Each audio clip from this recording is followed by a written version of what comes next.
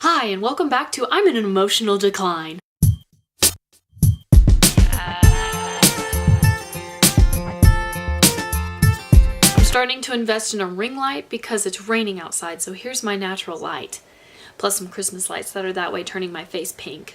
I've had water in this Chick-fil-A cup for like 3 days straight, but it's the only water I've been drinking. I'm filming with lights here, a door here, because I don't have the will to clean my room because, again, I'm in an emotional decline. I'd like to say that finishing Kingdom of Ash is the sole reason for it, but I've had a lot of shit go down, so the book was like the cherry on top, and I'm just having a really, really bad week, so I'm so sorry. Anyways, welcome back to my channel. It is the last day of spooky season. So I decided, you know what? Let's cram a Halloween video. Let's do the Halloween book tag. I highly doubt that I'm going to get this out before Halloween is over.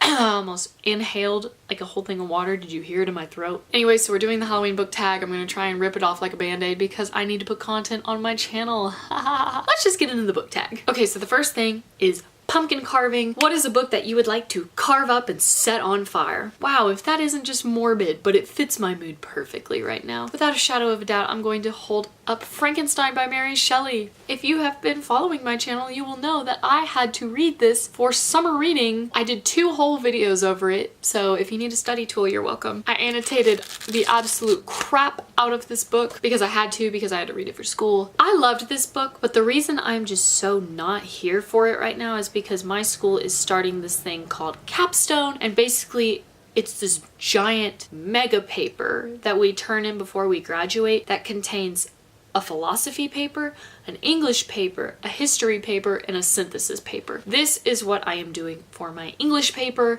because I read it this year, it's fresh in my mind, and I liked the story. But also because it ties in with philosophy. I'm talking a lot about free will and where the line is when good bleeds into evil. And the problem with this is that although I liked the book, it's a pretty big book compared to a lot of the books that other people are doing. We've got people doing Mice and Men, Gatsby, Fahrenheit 451, The Metamorphosis, all those, and the plays like All My Sons and Fences. A lot thinner than this one. And the problem is you have to go back and reread your book at least twice before you start writing your English paper, which means I have to reread this and re-annotate it twice before January. How about we just die now? The next thing up is Trick or Treat. Pick a character who was a trick and pick a character who was a treat. I'm just going to quickly blast through this one. Edelyn Shreve. Edelyn was a trick. Okay, I am a devout follower of the selection series, and also this cover is beautiful, but even I'm willing to admit that this character was frustrating. I did not have a lot of patience with her. She grew on me, but not as much as the original series did. You know, everyone's complaining that America was a pain in the hello. It's me. My treat character is Dorian Havilyard from the Throne of Glass series.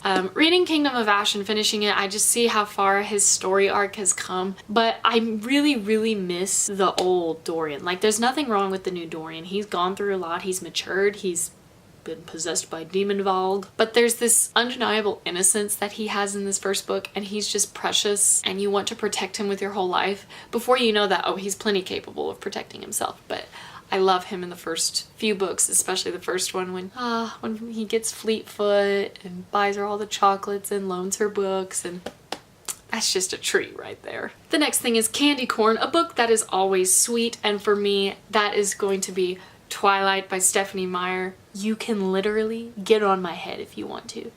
It won't change a thing. There's some kind of weird feeling that goes over me when I'm reading this book or watching the movies. I literally feel 12 years old again every time I read this, and like I think about, you know, gushing over boys who hadn't even hit puberty yet and it still hits. Also because the movies provided a bomb series of music soundtracks. The next thing is Ghost.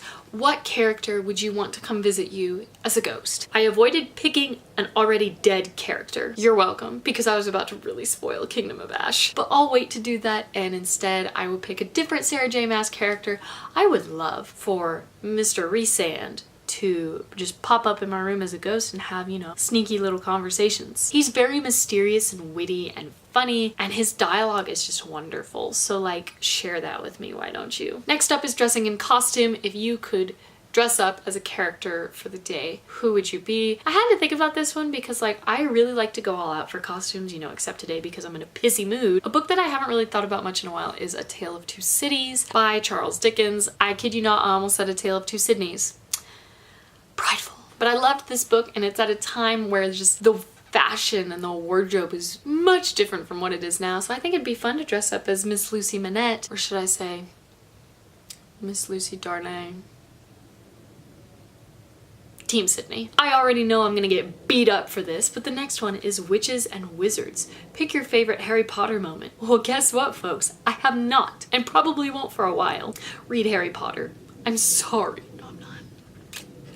And that's the tea. But I will tell you my favorite witch moment, and that is Astrid Blackbeak's backstory. I'm pretty sure we found that out in Queen of Shadows, not Heir of Fire, because Heir of Fire was more developing Manon, and then this developed the 13. I love Astrid. Astrid is one of my favorite characters, and her story is one of the most tragic that I've ever read, and she's not even one of the main characters. The whole thing about her stillborn witchling and the hunter and losing them, and Manon's grandmother being an absolute it just really makes her a dynamic character, and she's so strong and overcoming, and I want to give her a hug. Spoiler, but I can't because she blew up in the last book. The last thing I have is Blood and Gore. Name a book that you had to, you know, put down for a little bit because it got a little too heavy, a little too creepy, and that is going to be Hotel Ruby by Suzanne Young. This is a classic spooky season story. Like, if you're not into like super scary books,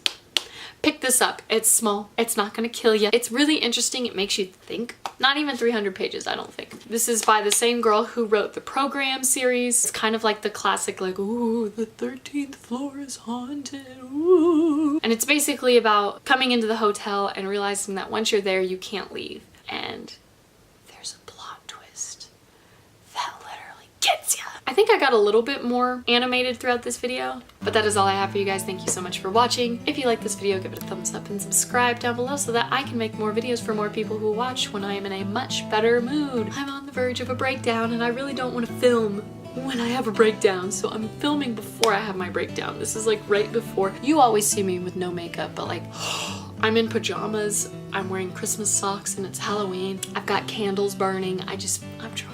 I'm also in the middle of editing some of my Kingdom of Ash videos. Yes, there's multiple. So I'll probably upload those 2 Kingdom of Ash and Cars videos, and then I will do my Remembering Throne of Glass series and my Kingdom of Ash highlighted review. When?